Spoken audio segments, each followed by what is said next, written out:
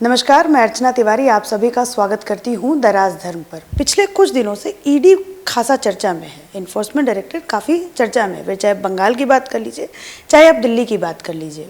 तो मैंने सोचा कि ईडी के किसी ऑफिसर से हम जाते हैं और बातचीत करते हैं। तो मुझे सर का पता चला और मैं सर के पास आई। मैं इनका नाम अगर आपको मैं बताऊँ तो कर्नैल सिंह जी नाम है इनका, और ये एक फॉर्मर चीफ रह चुके हैं इन्फोर्समेंट डायरेक्टरेट के। आज इनसे हम सारी बात करेंगे और ख़ास करके हम समझेंगे कि जो सुप्रीम कोर्ट ने याचिकाओं को रद्द करके क्लैरिफाई कर दिया है कि जो ताकत, जो एक्ट, जो इन्फोर्समेंट डायरेक्टरेट के पास था वो पूरी तरीके से उनके पास है, उस पर कोई ऑब्जेक्शंस नहीं उठाया जा सकता है।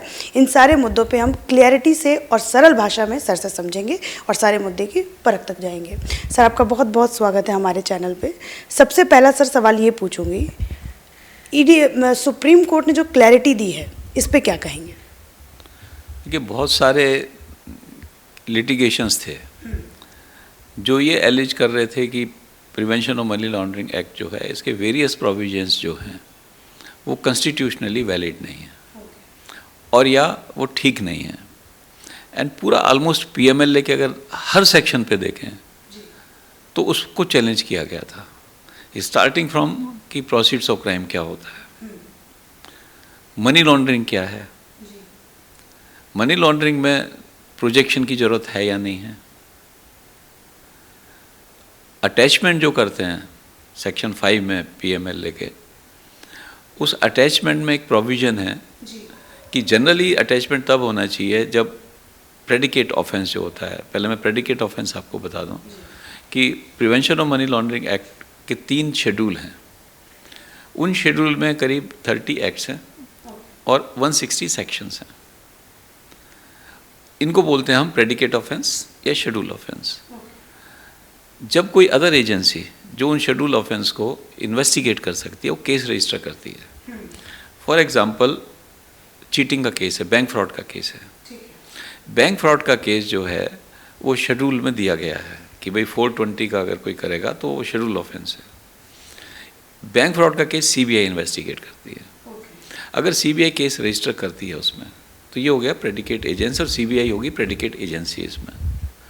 तो अगर प्रेडिकेट एजेंसी चार्जशीट कर देती है अपने केस में, तब ईडी अटैचमेंट कर सकती है नॉर्मली, सेक्शन 5 ये कहता है। लेकिन एक प्रोविज़न उसमें है कि अगर एनफोर्समेंट डायरेक्टरेट को ये लगता है कि अगर वो अटैच ना करें तो मनी गायब हो जाएगी, प्रोसीड्स ऑफ क्राइम जो है वो आदमी इधर से उधर कर देगा, तो वो उस समय अटैच कर सकता है। इस प्रोविज़न को चैलेंज किया गया था। सिमिलरली सेक्शन 8 जो है, जो एडजुडिकेटिंग अथॉरिटी करती है, उसके प्रोविज़न में एक प्रोविज़न है कि अगर एडजुडिकेटिंग अथॉरिटी, अब क्या होता है अगर ईडी किसी चीज़ को अटैच करती है, अटैच करने के विद इन 1 मंथ वो एक कंप्लेंट दाखिल करती है एडजुडिकेटिंग अथॉरिटी को, और उस कंप्लेंट को 180 दिन में starting from the day of attachment, जिस दिन अटैचमेंट हुआ है उस 180 दिन के अंदर एडजुडिकेटिंग अथॉरिटी को डिसाइड करना होता है कि ईडी ने जो अटैचमेंट किया है प्रॉपर्टी का वो सही किया है या गलत किया है। जब एडजुडिकेटिंग अथॉरिटी उसको कहती है कि ईडी ने सही किया, उसको हम बोलते हैं कन्फर्मेशन। तो ईडी को पावर है कि उस प्रॉपर्टी को पोजीशन में ले ले। तो इस पे ऑब्जेक्शन था कि अगर ईडी पोजीशन में ले लेगी तो ये तो तब लेना चाहिए जब कन्फिस्केशन हो, यानी जब कोर्ट कहे कि भाई ये कन्विक्शन हो गया है और इस प्रॉपर्टी को आप ले लो। ये तो पहले ईडी ले रही है, इस पे एक ऑब्जेक्शन था। फिर सर्च, सेक्शन 17 है सर्च का प्रोविज़न, उसमें एक रिक्वायरमेंट थी पहले कि प्रेडिकेट ऑफेंस रजिस्टर होना चाहिए, लेकिन 2019 में एक अमेंडमेंट आया जिसने कहा कि भी किसी केस की कोई ज़रूरत नहीं है सर्च के लिए। इस प्रोविज़न को चैलेंज किया गया था। सर्च प्लेसेस की, सर्च आदमी की सेक्शन 18 में, उसमें भी उस प्रोविज़न को चैलेंज किया गया। फिर अरेस्ट को चैलेंज किया गया कि भी जो ईडी की पावर ऑफ अरेस्ट है वो ज़्यादा स्ट्रिंजेंट है, ठीक नहीं है। अरेस्ट के बाद जो है बेल, सेक्शन 45 में जो पीएमएलए का है उसमें बेल की स्ट्रिंजेंट कंडीशन है। वो ये कहता है कि अगर कोई आदमी इन्वॉल्व है मनी लॉन्ड्रिंग ऑफेंस में जिसकी वैल्यू मनी लॉन्ड्रिंग ऑफेंस की 1 करोड़ से ज़्यादा है, तब बेल देने से पहले कोर्ट को पब्लिक प्रोसिक्यूटर को सुनना पड़ेगा और दूसरे जो है वो बेल तभी देगा जब उसको लगता है कि ये आदमी इस मनी लॉन्ड्रिंग में लिप्त नहीं है या ये फर्दर कोई इस तरह का ऑफेंस नहीं करेगा। तो इसको बड़ी स्ट्रिंजेंट कंडीशन मानी जाती है कि भाई अभी तो केस शुरू हुआ है, तो आप कैसे पता करोगे गिल्ट है या नहीं है। तो इसके अगेंस्ट लोग गए थे कि ये कॉन्स्टिट्यूशनली वैलिड नहीं है। Then you come to section 24। Section 24 है रिवर्स बर्डन ऑफ प्रूफ, यानी अगर एनफोर्समेंट डायरेक्टरेट ये प्रूव कर दे कि इस आदमी के बाद प्रोसीड्स ऑफ क्राइम हैं, तो जो भी प्रॉपर्टी अटैच हुई है अब उस आदमी की रिस्पॉन्सिबिलिटी है ये प्रूव करना है कि ये प्रॉपर्टी जो है जो ईडी ने अटैच की है ये प्रोसीड्स ऑफ क्राइम से नहीं आई है। तो इसको बोलते हैं रिवर्स बर्डन ऑफ प्रूफ। इसको भी चैलेंज किया गया था। फिर सेक्शन 50 में एनफोर्समेंट डायरेक्टरेट लोगों को बुलाता है, समन करता है, क्वेश्चन करता है। इसको कई एंगल से चैलेंज किया गया। पहला एंगल था कि इसमें यह है कि जो भी स्टेटमेंट दे वो ट्रुथफुली दे। तो वो कहते हैं कि अगर वो ट्रुथफुली देगा, अगर वो ट्रुथफुली नहीं देगा तो सेक्शन 63 में उसको वो जो केस बन सकता है उस पर अलग। ये कहते हैं कि कॉन्स्टिट्यूशन का वायलेशन है कि कोई भी आदमी अपने खिलाफ एविडेंस देने के लिए बाध्य नहीं है। तो इस ग्राउंड पे सेक्शन 50 को चैलेंज किया गया।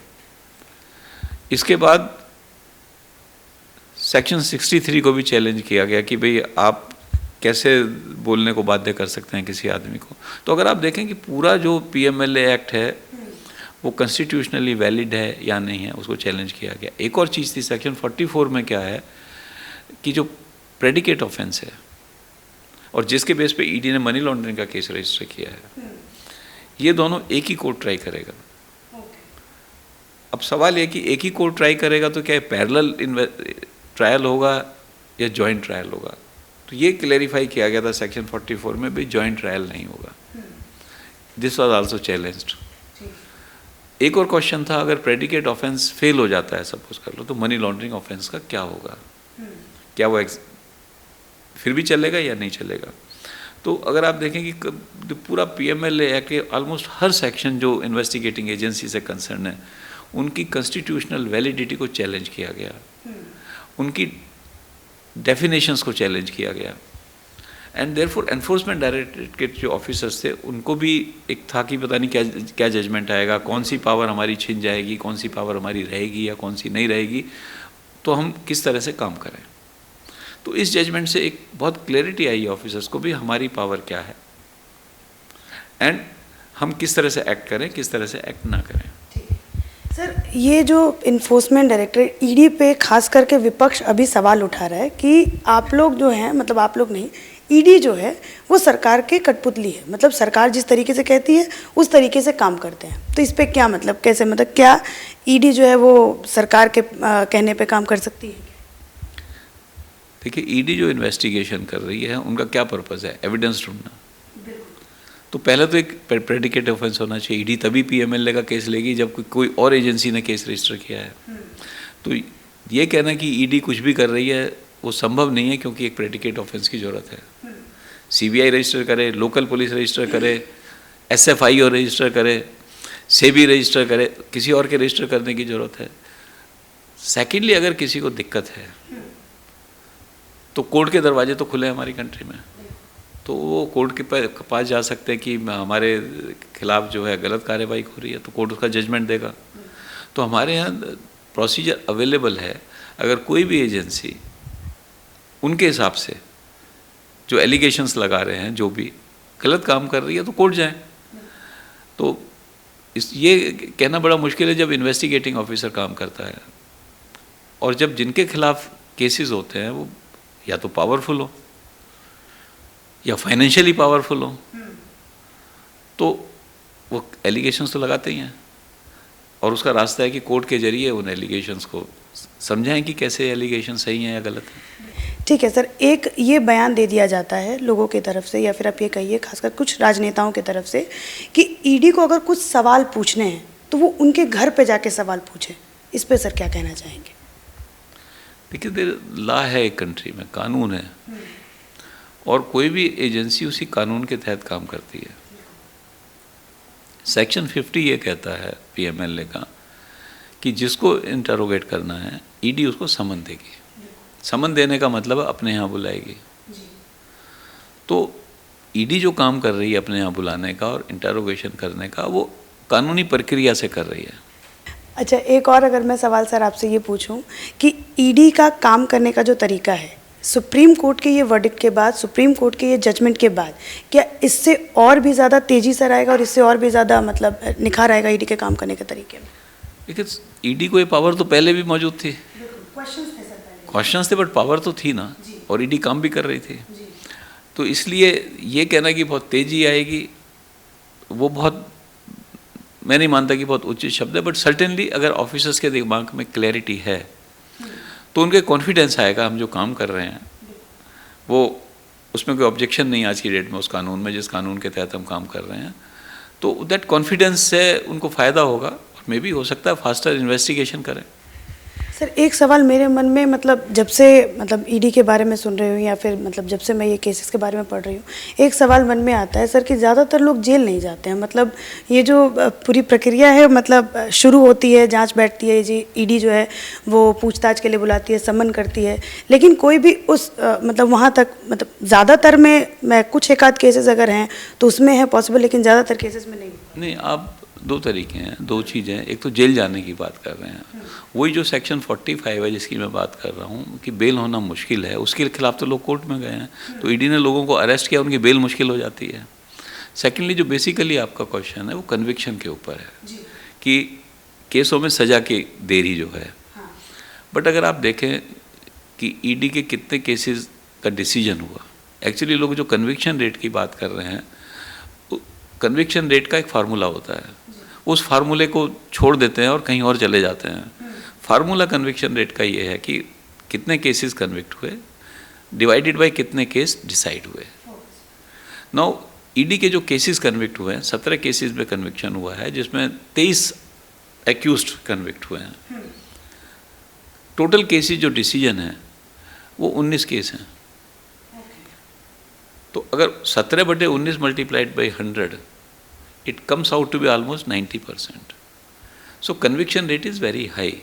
तो वो एलिगेशंस ठीक नहीं है, जबकि और जनरली और एजेंसीज की अगर कन्विक्शन रेट देखें that is around 40 to 50%। So enforcement directorate की कन्विक्शन रेट अच्छी है। अब जब ट्रायल की बात चल रही है तो ट्रायल का जो बहुत सारे रीजंस हैं, एक तो हमारे केस कंट्री में बहुत सारे केसेस पेंडिंग है, around 4 to 5 crore cases pending हैं। जजेस की शॉर्टेज है, उस वजह से ट्रायल प्रोलॉन्ग होता है। तो उसमें आप नहीं कह सकते कि इन्वेस्टिगेटिंग एजेंसीज की कोई गलती है कि अगर ट्रायल प्रोलॉन्ग होता है। बहुत बहुत शुक्रिया सर हमारे साथ जुड़ने के लिए, अपना समय देने के लिए सर बहुत बहुत शुक्रिया, धन्यवाद।